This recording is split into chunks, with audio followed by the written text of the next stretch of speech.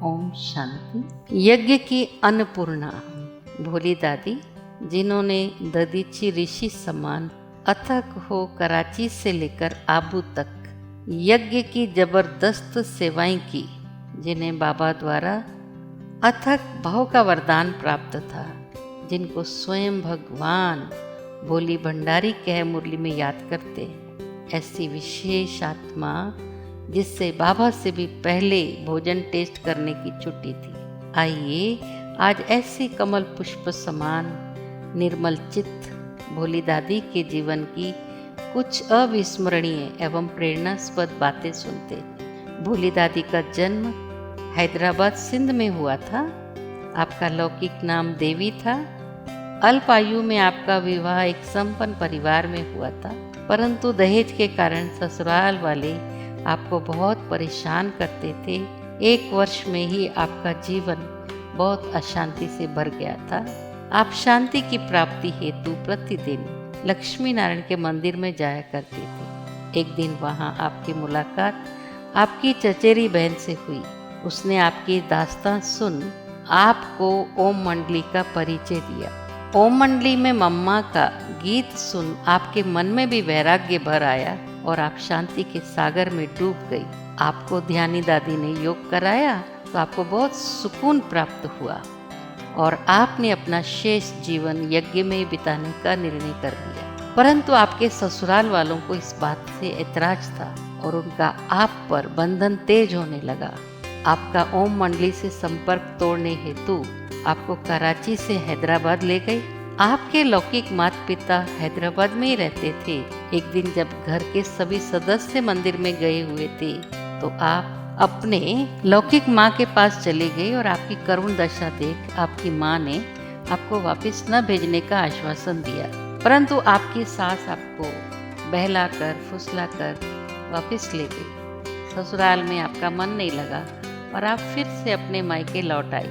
आप जब बाबा को अपनी तड़पन भरे पत्र लिखती थी कि आप कब बुलाओगे, तो बाबा आपको बहुत धैर्यता भरे पत्र भेजते थे। वे पत्र ही आपके सहारे बनते थे। एक रात आप अपने लौकिक माता पिता और अपनी बच्ची मीरा के साथ बाबा के पास कराची चले आई। आपके लिए बाबा ने अलग मकान लिया जिसमें आप अपने माता पिता के साथ रहने लगी। आप वहाँ सिलाई सीखती और ज्ञान श्रवण करती। एक दिन सुबह 4 बजे आपके पति कुछ 4 व्यक्तियों सहित आपके मकान में घुस आए और आपको 80 सीढ़ियों से घसीटते नीचे कार में डालकर घर ले गए। आपकी माँ ने पुलिस में खबर कर दी तो सूबेदार ने आपके घर आकर जांच पड़ताल की। 3 साल तक कोर्ट केस चलने के बाद आपके पक्ष में फैसला हुआ। आपको बाबा का स्नेह और मस्तक का तेज बहुत आकर्षित करता था। आपको अपने भाग्य पर नाज होता था कि मैं भगवान के साथ रहती हूँ। कानों से उनके मधुर बोल सुनती हूँ, नैनों से उनका हर चरित्र देखती हूँ। आपने भगवान का असीम प्यार देखा, शिक्षाओं से श्रृंगार करते हुए भी देखा, बाबा की अनूठी मस्ती देखी और राजाई शान भी देखी। आपने यज्ञ में शुरुआत के कई वर्षों तक छोटे बच्चों की देखभाल की। आपको कुछ समय तक मम्मा की भी सेवा करने का अवसर प्राप्त हुआ और फिर बाबा ने आपको भंडारे में भोजन बनाने की सेवा सौंप दी। आप 350 भाई बहनों का भोजन बनाती थी। फिर कुछ समय पश्चात बाबा ने पूरे भंडारे की जिम्मेदारी आपको दे दी, जिसे आपने बड़ी जिम्मेवारी एवं लगन से अपने अंतिम श्वास तक सबको संतुष्ट करते, सबकी दुआएं लेते हुए निभाया। और साथ ही साथ बाबा ने आपको अथक भव का वरदान भी दिया। आप अमृत वेले भंडारे में सबसे पहले आती थी और सबके बाद में जाती थी। आप सुबह की पहली चाय अमृत वेले 3 बजे उठकर बनाती थी। आप सदा बाप दादा और दादियों की आज्ञा से भोजन बनाती थी और मर्यादा पूर्वक भोग लगाकर ही सबको देती थी। आप बहुत प्यार व दिल से भोजन बनाती थी। आप बड़ी सफाई से सब कार्य करती थी। एक बार बाबा ने संदेशी को वापस भेज आपसे नमक कम होने की बात कही। आपने कहा, बाबा आपसे पहले मैं भोजन कैसे टेस्ट करूं? जिस पर बाबा ने आपको भोजन को पहले टेस्ट करने की छुट्टी दी, जिससे भोजन में कोई कमी न रहे। आप में सबको संतुष्ट करने की नेचुरल प्रवृत्ति थी। आप कभी किसी को ना नहीं कहती थी। भोपाल भाई अपना अनुभव बताते हैं, कई बार कभी कारोबार के कारण देर से आने पर भंडारे में किसी कारण से भोजन कम पड़ जाता था तो दादी बड़े प्यार से, लाड से कहती थी कि भाऊ मलाई से खा लो ना। उनकी बात से पेट भर जाया करता था, संतुष्टता आ जाती थी। उन दिनों जब कारोबार या सेवार्थ बाहर जाना होता था तो आप दादा विश्व किशोर, दादा चंद्रराज सबसे पूछकर प्रोग्राम प्रमाण अच्छा भोजन बनाकर देती थी। कौन शुगर का पेशेंट है, किसको क्या अच्छा लगता है, किसको किस चीज़ का परहेज है आदि सब बातों पर आप पूरा ध्यान रखती थी। एक बार सुबह 6 बजे पार्टी को जाना था और बिना भोजन लिए बस स्टैंड चले गए तो आपने जल्दी जल्दी भोजन तैयार करवा कर बस स्टैंड पर भिजवाया, जिससे सब भाई बहनें बहुत खुश हुए और आपको दुआएं दी। साधनों की कमी एवं कठिन परिस्थितियों में भी आपने कभी भोजन की कमी नहीं होने दी। बरसात में लकड़ी भीग जाया करती थी, आप उन लकड़ियों को रात 2 बजे से चूल्हे पर रखकर रात की बची आग से उनको सुखाया करती थी और फिर उसी से भोजन बनता था। आप कभी किसी भी बात के अभाव के कारण भोजन में देरी नहीं होने देती थी। कभी नहीं कहा कि लकड़ी नहीं है, सेवाधारी नहीं है, कोई नहीं होता तो आप स्वयं लग जाती थी।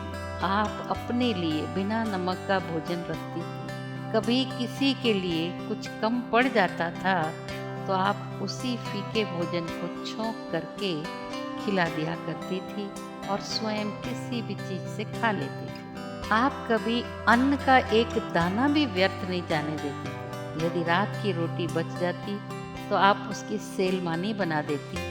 आप बाबा की आज्ञा प्रमाण पार्टियों को भी भोजन बनाने का प्रोग्राम देती थी। पार्टी वाले अपनी पसंद एवं तरीके से भोजन बनाते थे। आप भोजन इस प्रकार सेट कर देती थी कि दिल्ली वालों का बनाया भोजन महाराष्ट्र वालों को भी पसंद आ जाता था।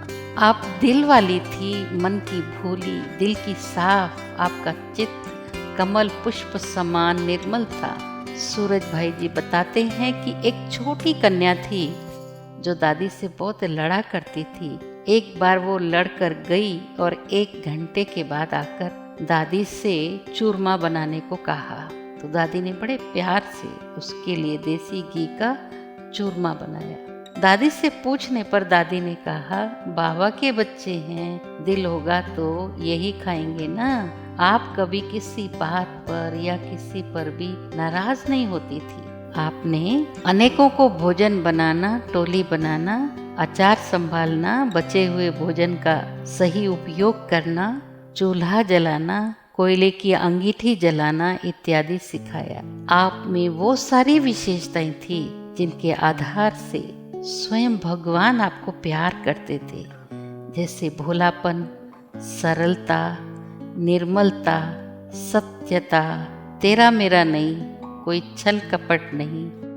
अनेक आत्माएं आपके साक्षात्कार से भी यज्ञ में आए।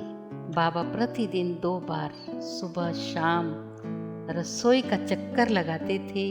आपकी पीठ थपथपाते थे और आपकी थकान दूर हो जाती थी। बाबा वरदान के 2 बोल भी बोलते थे। कभी कहते, बच्ची बहुत सेवा करती है, अमर रहो बच्ची।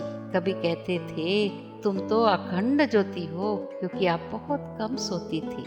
18 जनवरी के दिन भी बाबा आए थे और कहा, मैं आया हूँ। ऐसा नहीं कहना कि बाबा आया नहीं, यही बाबा के आखिरी बोल थे। आपको क्या पता था कि मन को मोह लेने वाली आवाज दोबारा सुनाई ही नहीं देगी। बाबा के अव्यक्त होने पर आप स्वयं को अकेला महसूस करने लगी और आपकी तबीयत खराब हो गई। आपको अहमदाबाद इलाज के लिए भेजने का निर्णय लिया गया, किंतु उस दिन अव्यक्त बाबा ने आकर आपकी देह पर हाथ फेरा और कहा, बाबा वतन से दवाई भेजेंगे। बच्ची तुमको माया नगरी में नहीं जाना है। बाबा ने बहुत प्यार किया और आप बाबा की दृष्टि और प्यार पाकर स्वस्थ हो गई। आप कभी किसी से सेवा नहीं लेती थी। आप स्वयं हैंडपंप से पानी भर अपने कमरे में ले जाती थी। तबीयत खराब होने पर, बुखार होने पर भी सीढ़ी पर आकर बैठ जाती थी। आपके मुख पर 2 शब्द सदा रहते थे, एक किसी से सेवा नहीं लेनी और दूसरा किसी को दुख नहीं देना है। आपको 11 बजे के लगभग तकलीफ हुई, 5 बजे ब्लीडिंग हुई और आपको ग्लोबल हॉस्पिटल में ले गए। आपको अहमदाबाद ले जाने की तैयारी चल रही थी और उसी बीच आपको उल्टी हुई और आप देह त्याग कर वतन में उड़ गई। बाबा ने आपको वतन में बुला लिया। ऐसे सहजता से हंसते खेलते चलते फिरते प्रकृति जीत बन आप 9 फरवरी 2007 को बाबा की गोद में समा गई। ऐसी जल समान निर्मल, चंदन सी शीतल, सागर सी गंभीर, पर्वत सी अटल बाबा की सपूत बच्ची, ममता की मूरत, हम सबकी प्यारी भोली दादी, उनकी पुण्यतिथि पर हमारी भावभीनी श्रद्धांजलि। आपके दिव्य कर्तव्य, त्याग, तपस्या और अथक सेवा, सरल एवं निर्माण चित स्वभाव, इकोनॉमी और सबको संतुष्ट करने के गुण हमें सदा प्रेरित करते रहेंगे। ओम शांति।